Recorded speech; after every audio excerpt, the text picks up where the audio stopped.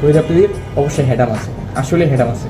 Now the trending topic is তহিদ আফ্রিদি। কারণ ভাইয়ারা তহিদ আফ্রিদি এখন জেলে গেছে, তাকে নিয়ে এখন নানা সমালোচনা শুরু হয়েছে, নানা আর কি যে নিউজগুলো তৈরি হচ্ছে তহিদ আফ্রিদি এই করেছে ওই করেছে সব কিছু করেছে। কিন্তু আমার একটা কথা ভাইয়া, দেশ কিন্তু স্বাধীন হয়েছে 1 বছর আগে, তহিদ আফ্রিদি কিন্তু তখনও বাইরে ছিল। তহিদ আফ্রিদি তো আপনার জেলে গেছে কিছুদিন আগে। তো সেই ক্ষেত্রে মানুষ এখন বলতেছে এই করেছে ওই করেছে, এটা তো বড় কাপুরুষ না এরা তো সবচেয়ে বড় কাপুরুষ। কারণ তহিদ আফ্রিদি যখন বাইরে ছিল, দেশ স্বাধীন হওয়ার পরে কিন্তু তহিদ আফ্রিদি বাইরে ছিল, তখন কিন্তু কারো বলার সাহস হয়নি।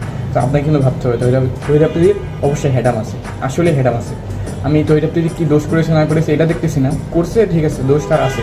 কিন্তু তহিদ আফ্রিদি একজন হেডামাল লোক, এটা আপনাকে মানতে হবে, 100% মানতে হবে। কারণ তহিদ আফ্রিদি যাই করুক সাই করুক, মানে ওনার একটা বিষয় ছিল আর কি, মানে স্পেশালিটি আর কি বেশি ছিল। তো সেই ক্ষেত্রে আপনারাও আমাকে বলদ বলতে পারেন, দালাল বলতে পারেন, এটা আর কি স্বাভাবিক, কোনো ব্যাপার না, গালি দিতে পারেন, কোনো সমস্যা নেই।